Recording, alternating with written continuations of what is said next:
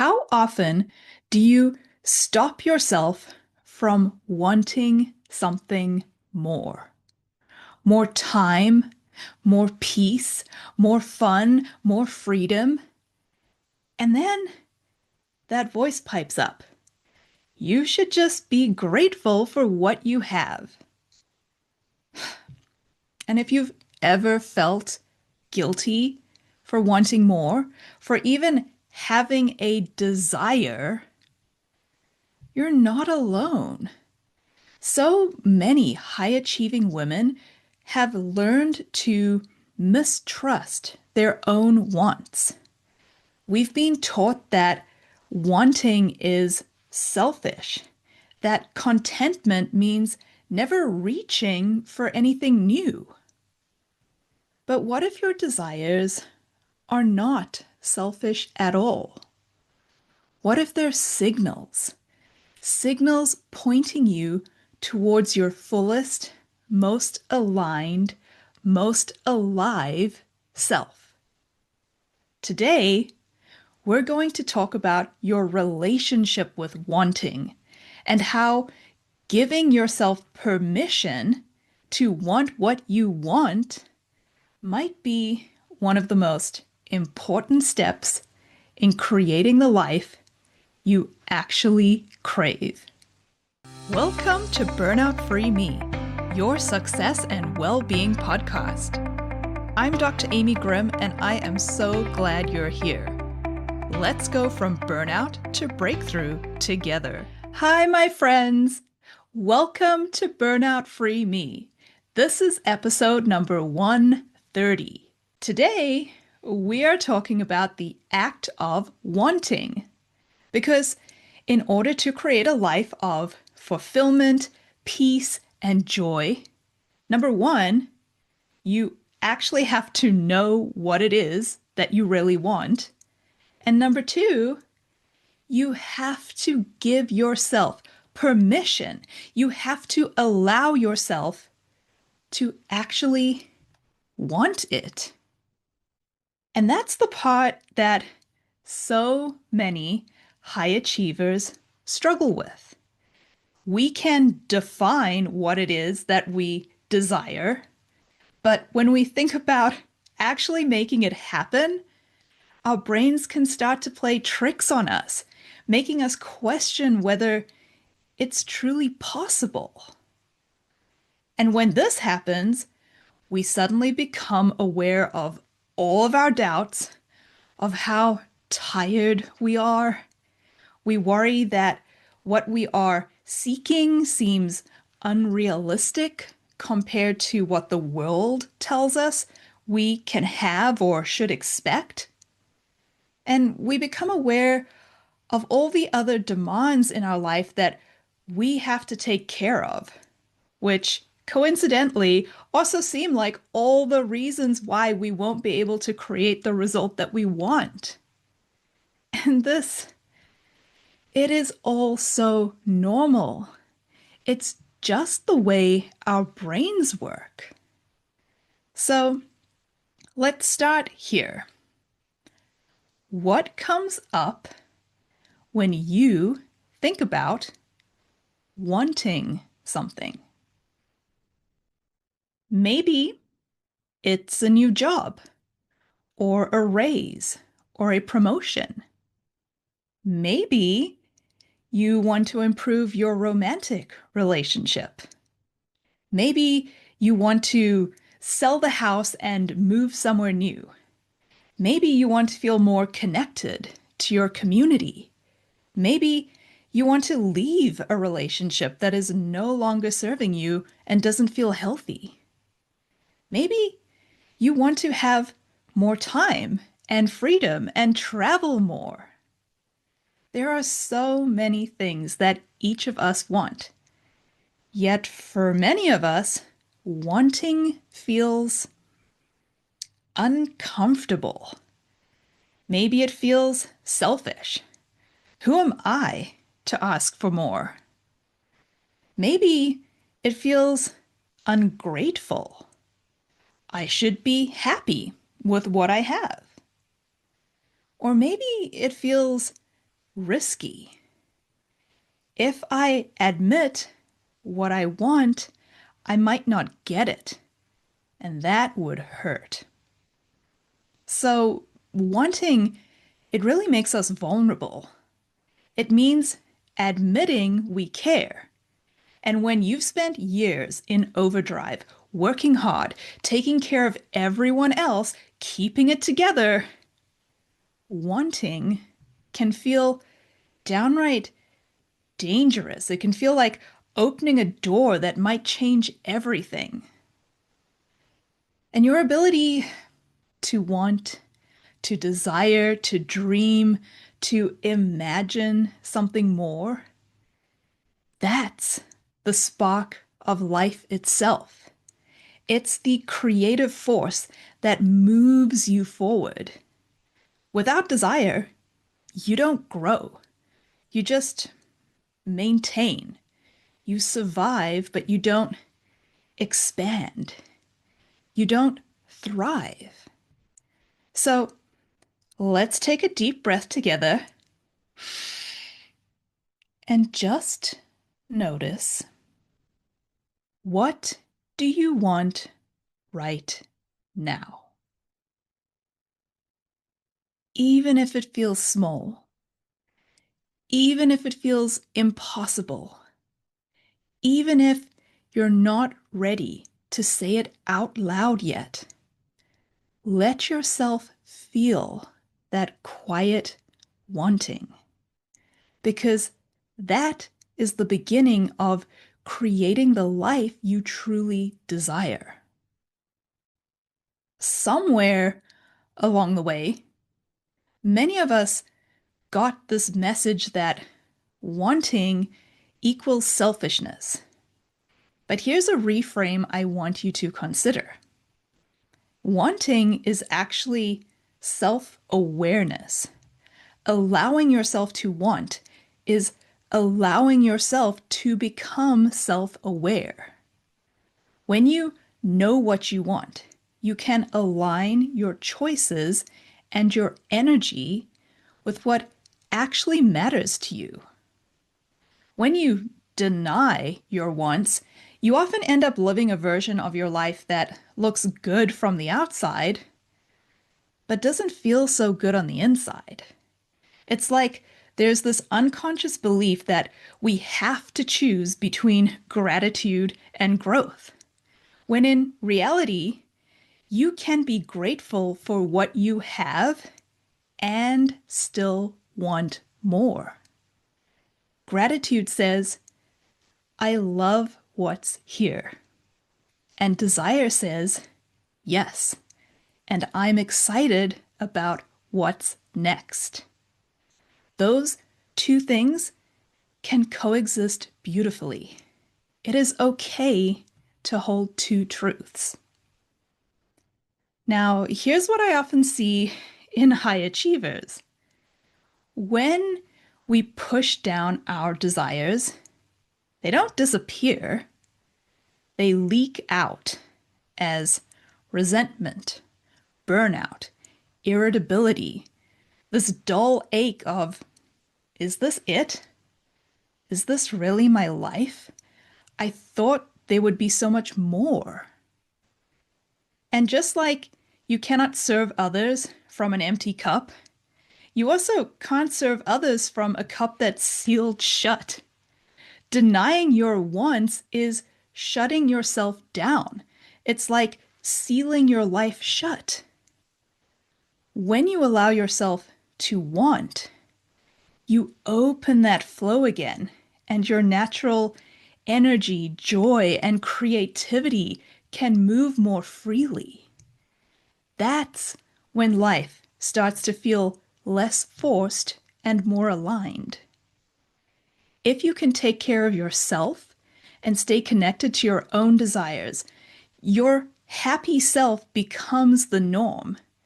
You move through life with a sense of confidence, generosity, authenticity. Your energy lifts people up around you. So the more you honor what you want, the more you allow yourself to receive. and the more you actually have to give. Now, let me share a little coaching example with you. A client told me she wanted to put her artistic designs out into the world. She could see this creative business she wanted to build, one that reflected who she was becoming as an artist. But she was also sitting in the discomfort of it all, the fear of judgment and rejection, the uncertainty about whether it would work out, the worry about investing time and money in something that might not be profitable. So I asked, what does working out mean? And she said that it meant building a business that supports her financially, something sustainable. So my question was, if you knew it was guaranteed to work out, would those barriers, the fear of judgment, the financial worries, would they still feel so heavy?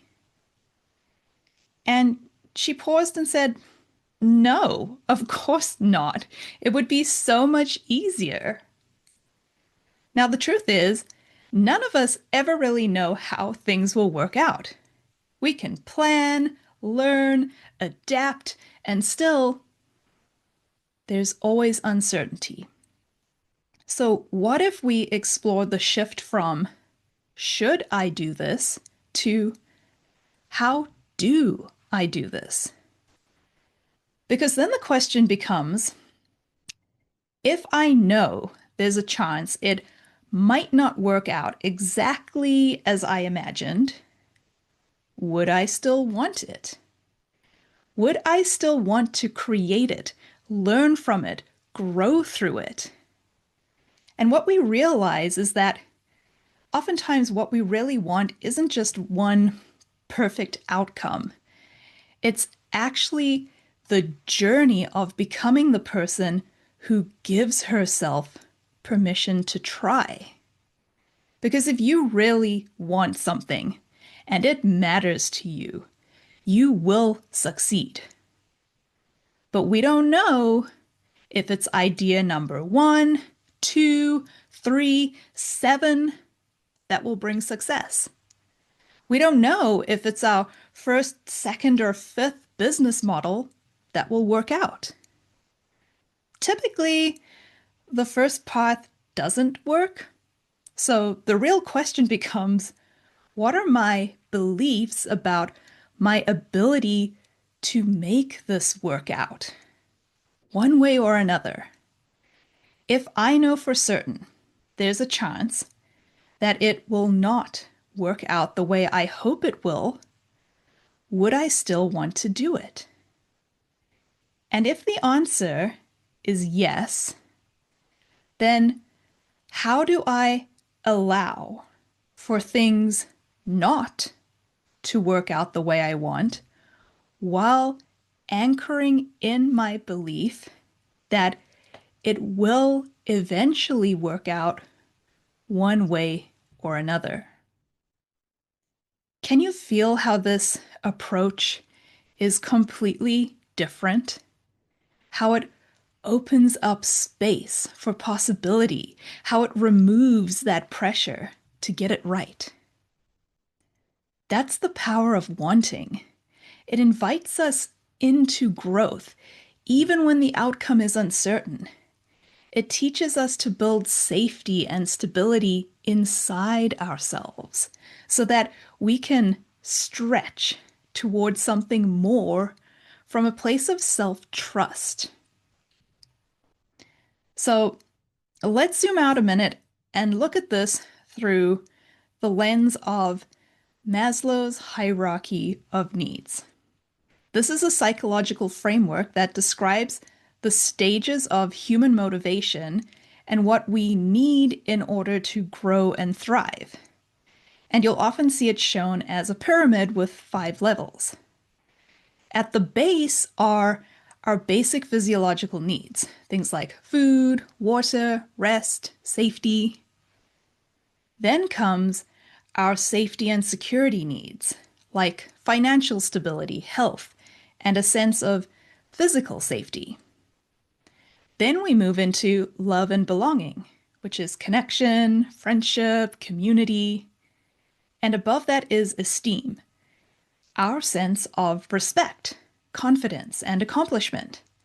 And finally, at the top is self-actualization, the desire to realize our full potential and live in alignment with our values. Now, here's what's important. You cannot sustainably live at the top of the pyramid if your foundational needs are not met. You can't reach for self-actualization if you're constantly running on empty or feel unsafe in your own life. Yet so many of us try to skip levels. We want to live our purpose and make an impact, but we haven't yet given ourselves permission to rest, to feel secure, to belong. And when those needs are ignored, burnout follows. So wanting more for yourself isn't greedy or selfish. It's necessary. It's how you build the foundations that support everything else. When your own needs are met, you naturally become more grounded, more compassionate, and more effective in how you serve others. And once your basic needs are supported, the next question becomes, what does wanting more really mean for you? And this is where your values come in. Values are the things that matter most to you. Your values are the compass that points you toward an aligned life. Some examples of values you may have are things like authenticity, connection, achievement, honesty, creativity, joy, freedom, balance, service, courage. If you've never paused to name yours, I highly encourage you to do so. I'll put a link in the show notes so that you can see what resonates with you. This is a list that I usually use with my clients, and I find it helpful to first scan this list and to highlight any value that resonates with you. And then a few days later, revisit it and pick your top 20. It's going to be more difficult than it sounds. And as you go through your days, reflect on the values that were present each day. Begin to notice, what are your top 10? What 10 values do you bring on a daily basis?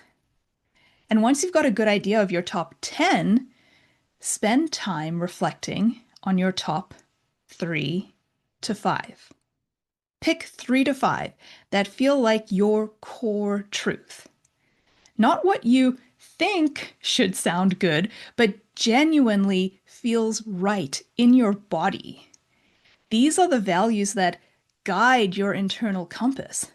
So you want to get as familiar with them as possible. They will help you navigate this life and direct every decision you make. And once you're familiar with your top 5, spend some time answering these questions. 1. How are these values showing up in my life right now? 2. Where am I already living in alignment with them? And 3, where might I be out of alignment? Where am I compromising what matters to me in order to meet others' expectations?